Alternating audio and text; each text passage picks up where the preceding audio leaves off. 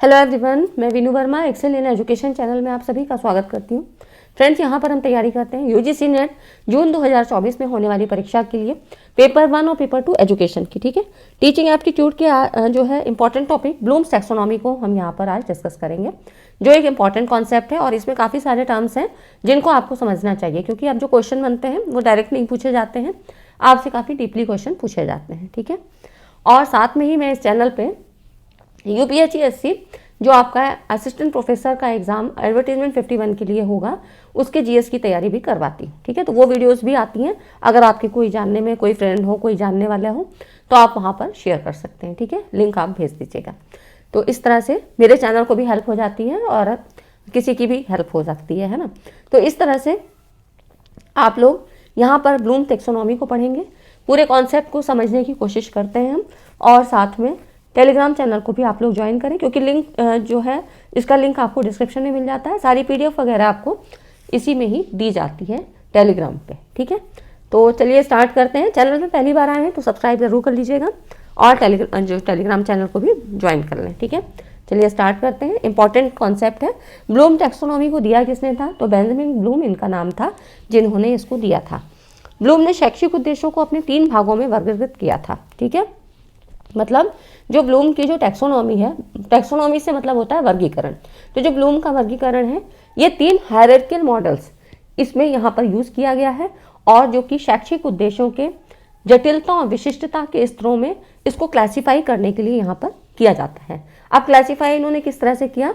एक तो cognitive, affective and psychomotor, या इसी को कोनेटिव डोमेन भी कहते हैं। ठीक है, कॉग्निटिव क्या होता है? ज्ञानात्मक। संज्ञानात्मक की बात होती है जहाँ बुद्धि से संबंधित होता है, सूचनाओं का, ज्ञान का, तथ्यों और सिद्धांतों को यहाँ पर रिकॉल किया जाता है। अफेक्टिव क्या होता है? भावात्मक। यहाँ पर फीलिंग से संबंधित चीज़ें होती हैं, रुचियों का, अभिवृत्तियों का, एटीट्यूड्स आपका जो होता है, और एथिक्स जो मूल्यों का विकास होता है। ठीक है, और साइकोमोटर या कोनेटिव डोमेन जो होता है क्रियात्मक, यहाँ पर कौशल, कोई भी स्किल से मतलब होता है, और शारीरिक क्रियाओं के विकास से संबंधित होता है। ठीक है, तो ये हो गए ब्लूम टैक्सोनॉमी जो इन्होंने बताया था कि कौन कौन से डोमेन यहाँ पर होते हैं। अच्छा, ये जो थ्योरी थी ये आपकी आती है 1956। ठीक है, 1956 के जो यहाँ पर वर्जन था क्लासिफिकेशन का, जो ओरिजिनल था वो 1956 में आया, और इसमें संज्ञानात्मक डोमेन को जो है 6 स्तरों में विभाजित किया गया था। ठीक है, अभी मैं आपको बताती हूँ। तो आपको जो कॉग्निटिव लेवल है ये बहुत अच्छे से पढ़ना है, बाकी भी पूछे जाते हैं लेकिन यहाँ से क्वेश्चन ज़्यादा पूछे जाते हैं। अब इन्होंने जो अपना वर्गीकरण दिया था, ये इनकी जो पुस्तक थी टैक्सोनॉमी ऑफ एजुकेशनल ऑब्जेक्टिव, इस पे दिया था। ठीक है, तो इस तरह से ये इनकी बुक का नाम है। और जो फिर इनका रिवाइज जो आपका आया था, इनका जो इन्होंने अपना ये कॉन्सेप्ट दिया था, ये 2001 में फिर से इसको रिवाइज किया गया, संशोधित किया गया। ठीक है, तो 1956 में ओरिजिनल फॉर्म में आया, फिर उसके बाद 2001 में इसको संशोधित किया गया, तो थोड़े से नाम में क्लासीफाई यहाँ पर चेंजेस किए गए। ठीक है, तो पहले हम देख लेते हैं ये जो 1956 में आया था। ठीक है, ये आपका 1956 वाला है। इसमें जो कॉग्निटिव डोमेन की बात है, इसकी बात की गई है। तो अब इसमें देखिए कॉग्निटिव में क्या हुआ? नॉलेज जो पहला था आपका, ये पहले नंबर का है। इसका देखिए एरिया यहाँ पे दिखाया है, सबसे ज़्यादा बड़ा है। ये हो गया आपका पहले नंबर का। कॉम्प्रिहेंशन, बोध, ये ज्ञान हो गया, फिर ये बोध हो गया दूसरे नंबर का। 3 है आपका एप्लीकेशन, चौथा है एनालिसिस या संश्लेषण।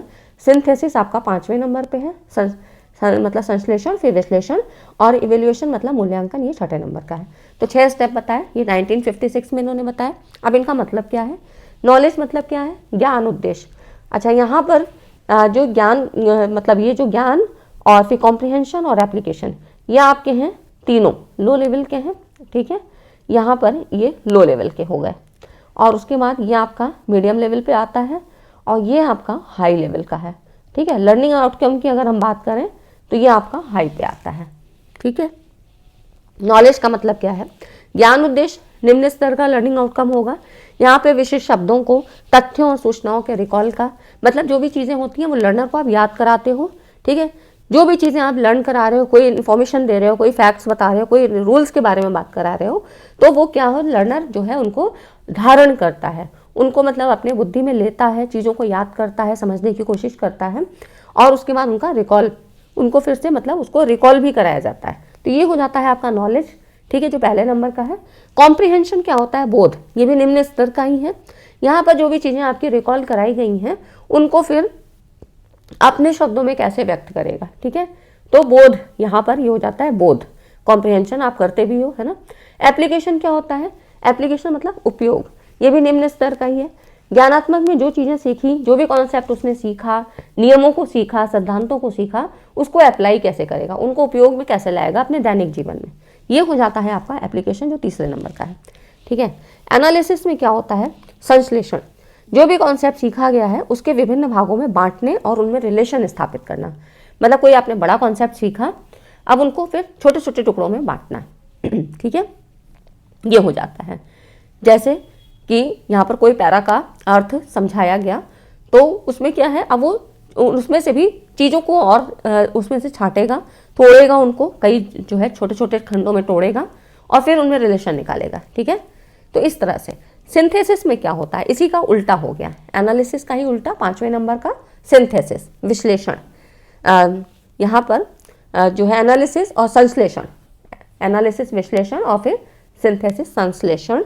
तो यहाँ पर क्या हो जाता है, विभिन्न तत्वों और अंगों को एक साथ मिलाकर रखना, एज ए होल, पूरा फिर से उसको वैसे देखेगा और समरी फॉर्म में देगा, ठीक है। जो भी कॉन्सेप्ट उसने सीखा, मान लो हम बायो में उसको बता रहे हैं कि ये आपकी आर्म्स होती है, उसके बाद ये एल्बो है, यहाँ पर ये रेडियस अल्ना होती है, या कोई भी जो भी मतलब है आपकी जो बोन्स के बारे में बताया, फिर ये आपकी पाम होती है, ये फिंगर्स हैं, ये सारी चीज़ें हमने बताई, अलग अलग करके बताई, उसने सीखी, ठीक है।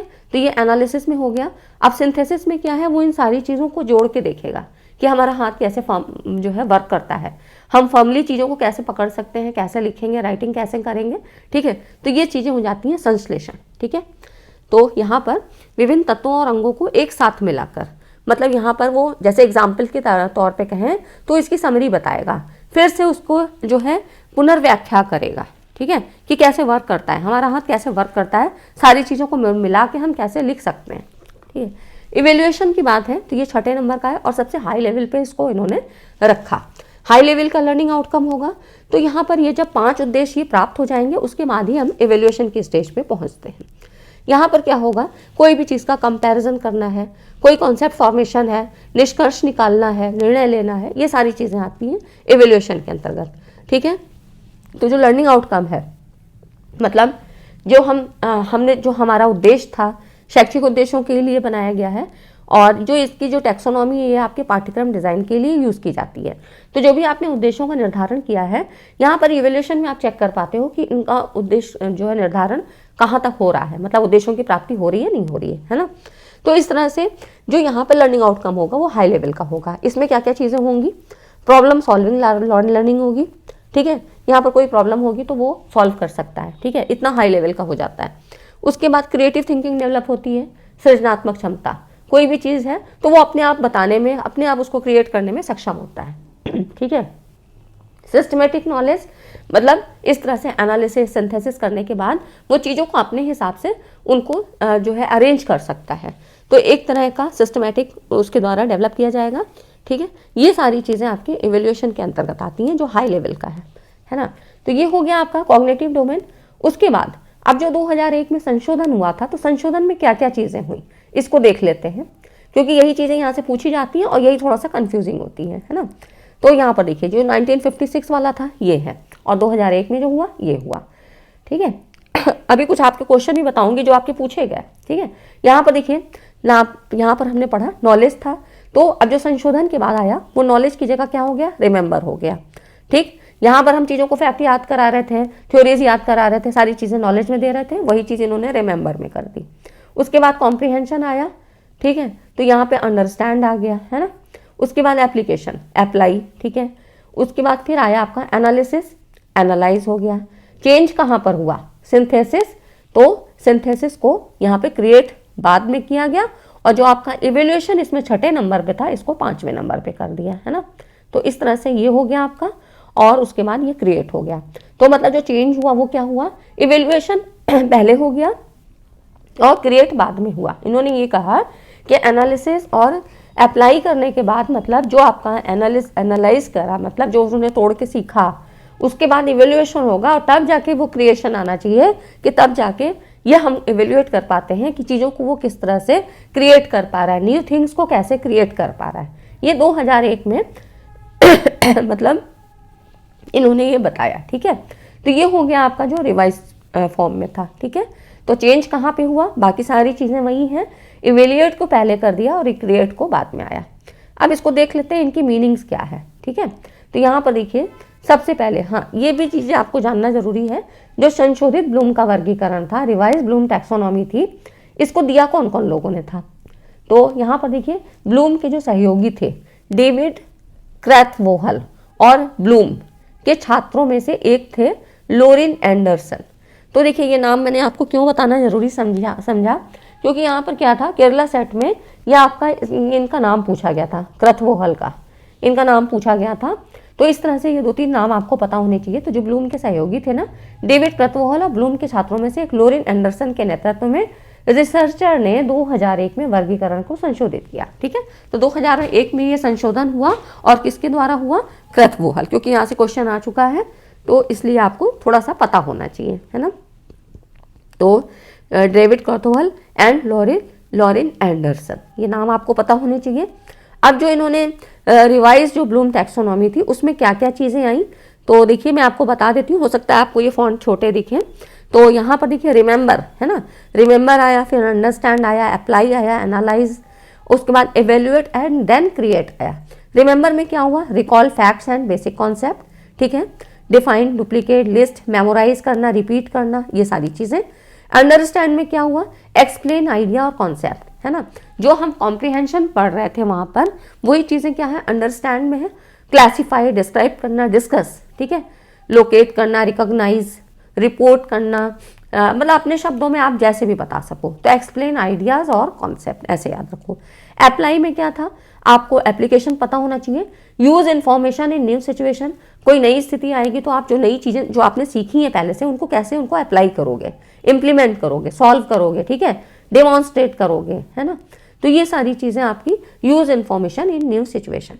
एनालाइज में क्या हुआ, ड्रॉ कनेक्शंस एमंग आइडियाज, ठीक है। तो यहाँ पर उन्होंने क्या किया कि चीज़ों को तोड़ के देखा, अलग अलग भागों में कई खंडों में तोड़ के देखा और उसके बाद इनमें कनेक्शन निकाले। जो वो चीज़ हमने पहले पढ़ी थी 1956 वाले में, वही चीज़ें हैं। डिफ्रेंशिएट, ऑर्गेनाइज, रिलेट करना, कंपेयर करना, कंट्रास्ट, है ना, डिस्टिंग्विश करना, ये सारी चीज़ें इन्होंने फिर यहाँ एनालाइज में की, मतलब चीज़ों को तोड़ के देखना और उनमें फिर कॉन्सेप्ट निकालना, रिलेशन निकालना, ठीक है। इवेल्युएट, अब उसके बाद इवेल्युएट आ गया, पहले यहाँ पर क्या था, इवेल्युएशन बाद में था, यहाँ पे सिंथेसिस था, है ना। इवेल्युएट में क्या हुआ, जस्टिफाई ए स्टैंड और डिसीजन। इवेल्युएट में अप्रेज, आर्ग्यू, डिफेंड करना, जज, सेलेक्ट, सपोर्ट, वैल्यू, क्रिटिक, है ना वे। तो ये सारी चीज़ें इवेल्युएट में आई कि आप किस तरह से चीज़ों को इवेल्युएट करोगे, मतलब हाई लेवल की यहाँ पे होगी, तुलना करना, निष्कर्ष निकालना, मतलब प्रॉब्लम सॉल्विंग लर्निंग होगी, क्रिएट थिंकिंग, है ना, क्रिएटिव थिंकिंग, ये सारी चीज़ें होंगी।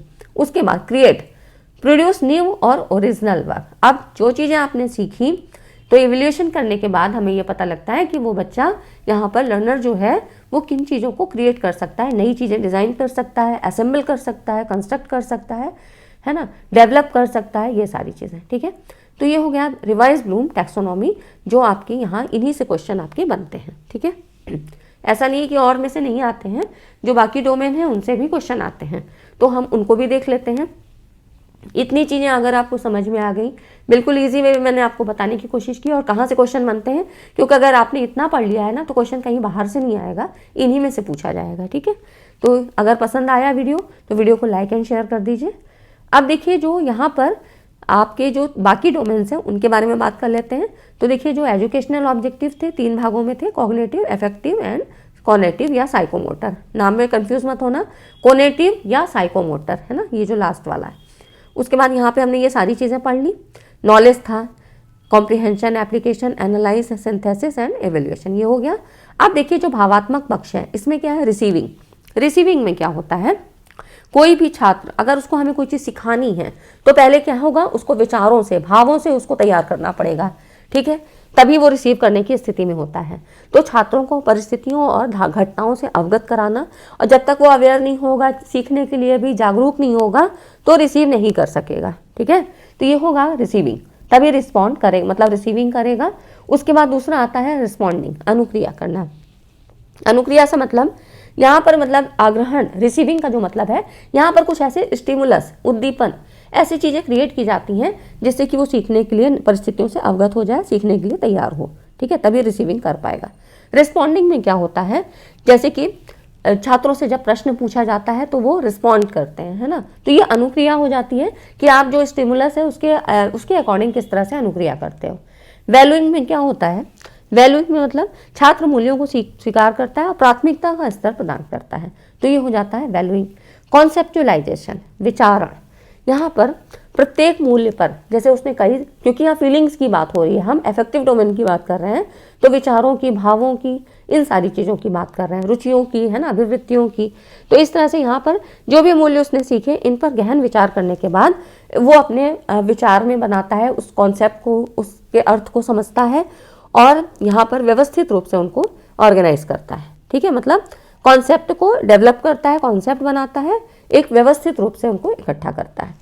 ऑर्गेनाइजेशन, संगठन, मतलब क्या हुआ, क्रमिक रूप से जो भी चीज़ें उसने सीखी, अब उनको क्या है, उसने उन चीज़ों को समझ लिया, कॉन्सेप्ट बना लिया, अब उनको ऑर्गेनाइज करेगा, एक सीक्वेंस से उनको संगठित करेगा, संशोधित करेगा या समायोजन, एडजस्ट करने की बात।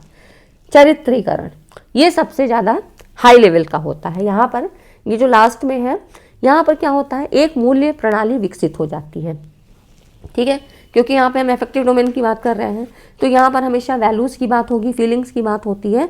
तो चरित्रीकरण किस तरह से होता है कि जब एक मूल्य प्रणाली, जब आपका ये ऑर्गेनाइजेशन यहाँ पर बन गया, तो ऑर्गेनाइजेशन मतलब कोई चीज़ें जो उसको लगती थी लर्नर के हिसाब से, उसने अपने माइंड में उन चीज़ों को सेट कर लिया, है ना। जैसे वो किसी के, अगर मान लो जैसे गांधी जी के वो जो है सत्य अहिंसा वाले जो है उससे प्रेरित हो गया, तो उसके विचार में वो चीज़ें आ जाएंगी और उसी के जैसा वो करने का जो है सोच लेगा, है ना।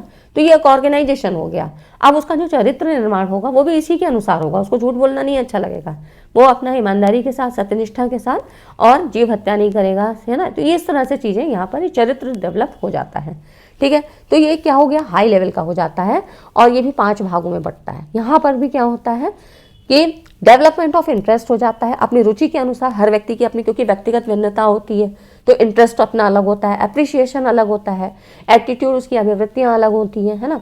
तो इसी तरह से वैल्यूज़ अलग होंगे और एडजस्टमेंट अलग होता है। तो ये सारी चीज़ें किस में आ जाती हैं, चरित्रीकरण, कैरेक्टराइजेशन में आ जाती हैं, ठीक है। अब ये हो गया आपका।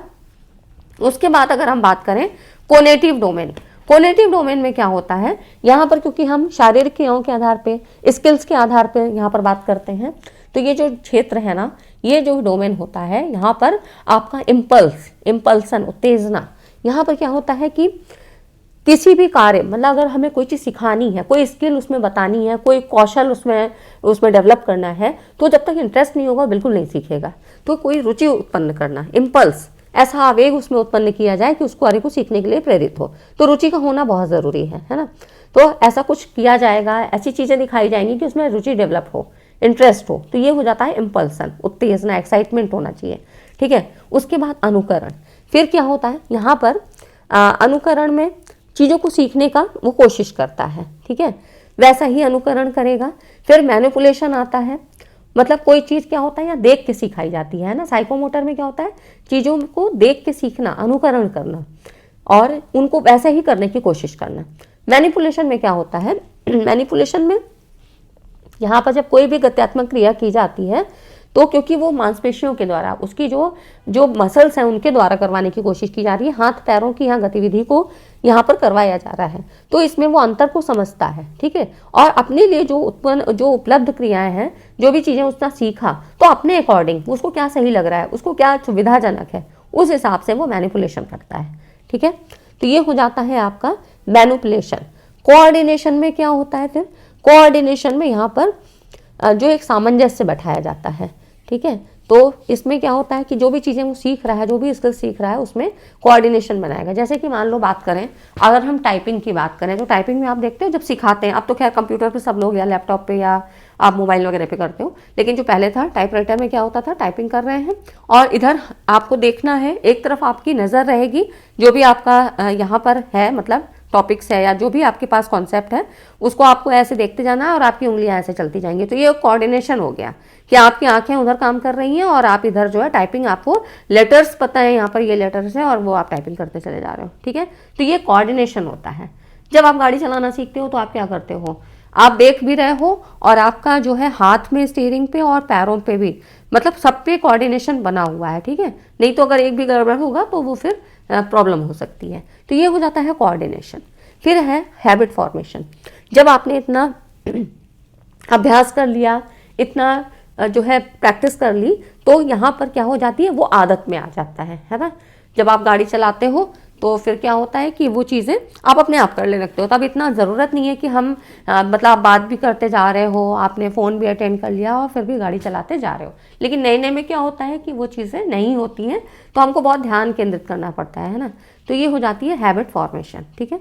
तो ये हो गया आपका कॉग्निटिव डोमेन, ठीक है। तो इतनी चीज़ें मैंने आपको कवर करा दी, क्योंकि एक इंपॉर्टेंट टॉपिक है, आपको सारी चीज़ें पता होनी चाहिए। जब हम पढ़ रहे हैं ना, पूरे टॉपिक को कायदे से पढ़िए, पूरा 0 to एडवांस पूरा पढ़ने की कोशिश करिए, है ना। तो इस तरह से ये सारी चीज़ें आपकी यहाँ पर कवर हो जाती हैं। तो ठीक है फ्रेंड्स, आज की वीडियो में इतना ही। और फिर क्योंकि वीडियो अगर क्वेश्चन भी अगर हम लेते हैं तो बहुत लंबी हो जाती है, तो क्वेश्चन हम लोग नेक्स्ट उसमें करेंगे, ठीक है।